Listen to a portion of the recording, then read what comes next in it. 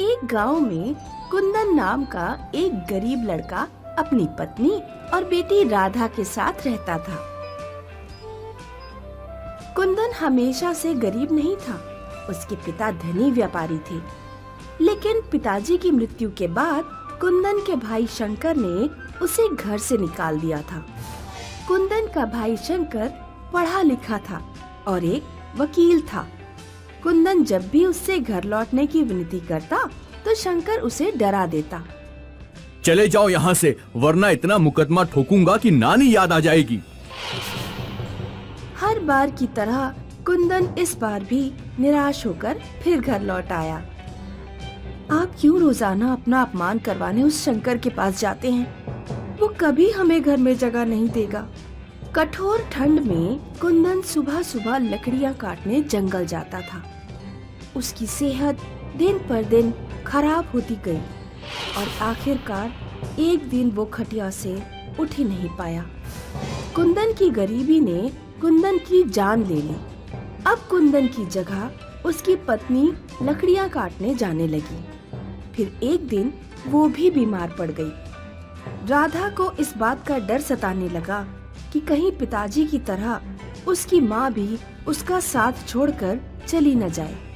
अगर उसकी माँ नहीं रही तो फिर दुनिया में उसका कोई भी नहीं रहेगा। माँ, मैं आपको इस तरह मरते हुए नहीं देख सकती। मैं किसी वैद्य को बुलाकर लाती हूँ। बेटी, मेरी बीमारी का इलाज नहीं है। मुझे कोई नहीं बचा पाएगा। ऐसा मत बोलो माँ। अगर इच्छा शक्ति हो तो नामुमकिन भी मुमकिन किया जा सकता है। राधा वैद्य को ढूंढने निकलती है।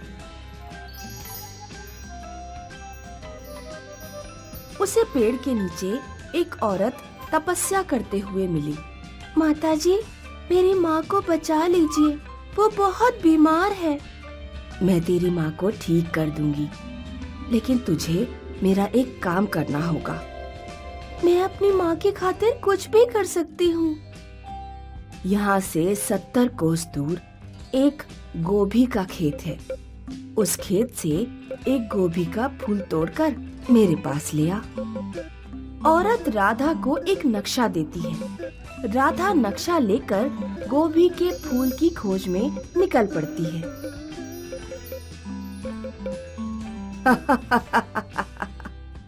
ये लड़की कितनी भोली और बेवकूफ है। इसे क्या पता कि मैंने इससे जादुई गोभी का फूल मंगाया है। उस फूल को खाकर मैं अमर हो जाऊंगी और इस लड़की को मिलेगा बाबा जी का ठुल्लू। राधा गोभी के फूल की तलाश में आगे बढ़ती जा रही थी। रास्ते में उसे एक भूखी बाघिन मिली। आज बहुत दिनों बाद कोई अच्छा शिकार मिला है। इस लड़की का मुलायम मांस खाकर मैं अपना पेट भरूंगी। राधा ने बाघिन से कहा, बाघिन बाघिन, मुझे मत खाओ। मेरे पिता मर चुके हैं और माँ मरण शैया पर पड़ी है। मेरे अलावा मेरी माँ का ख्याल रखने वाला कोई नहीं है। बाघिन को दया आ जाती है और वो राधा को छोड़ देती है। जंगल पार करके राधा रेगिस्तान में पहुंची। तेज धूप में उसका गला सूख गया। राधा ने धरती से पानी की प्रार्थना की। धरती धरती, थोड़ा पानी दे दो। मेरे पिता मर चुके हैं और मेरी माँ मरण शैया पर पड़ी है। मेरे अलावा मेरी माँ का ख्याल रखने वाला कोई नहीं है। धरती में गड्ढा हो जाता है और गड्ढे में पानी भर जाता है। राधा खूब इच्छा भरकर पानी पीती है। रेगिस्तान पार करके राधा गोभी के खेत तक पहुंच गई, लेकिन खेत से गोभी का एक भी फूल तोड़ना आसान नहीं था, क्योंकि हर गोभी के फूल पर एक काला नाग लिपटा हुआ था। राधा जिस फूल को तोड़ने के लिए भी हाथ बढ़ाती, उस फूल का नाक हुक्कार मारता।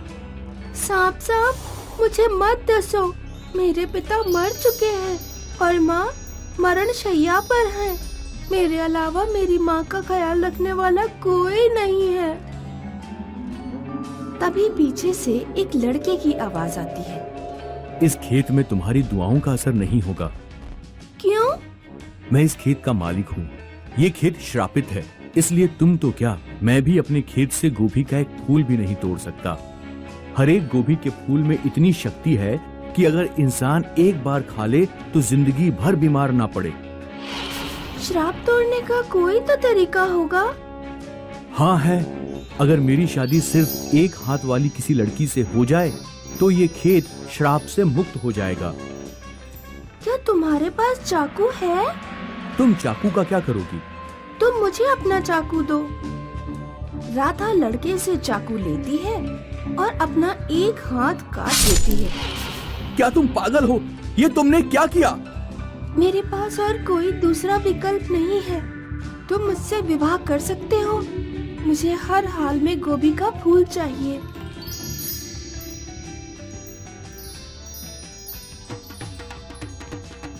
लड़का राधा से विवाह करता है और गोभी के फूलों पर लिपटे सभी नाग गायब हो जाते हैं।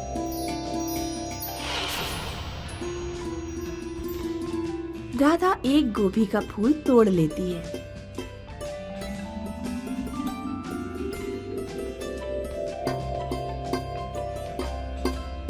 राधा और वो लड़का गोभी का फूल लेकर जंगल में बैठी औरत के पास पहुंचते हैं। राधा वो फूल औरत के हाथों में दे देती है। चल निकल ले यहाँ से। इस फूल को खाकर मैं अमर हो जाऊंगी।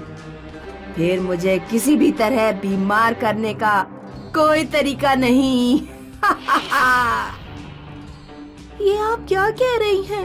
आपने कहा था कि आप मेरी माँ को ठीक करेंगी। तू कितनी बुद्धू है। मैंने कहा और तूने विश्वास भी कर लिया। लड़के ने औरत के हाथ से गोभी का फूल छीन लिया और राधा की तरफ फेंक दिया।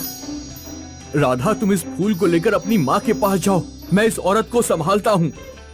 राधा गोभी का फूल लेकर अपने घर की तरफ दौड़ी।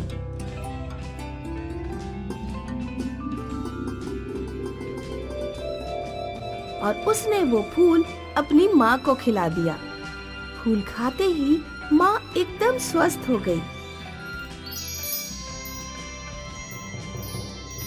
फिर राधा अपनी माँ के साथ जंगल में पहुंची।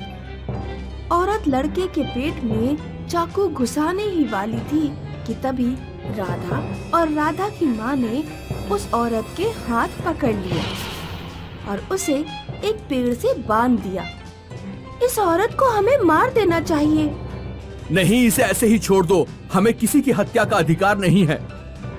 राधा अपने पति और माँ के साथ अपने घर लौट जाती है।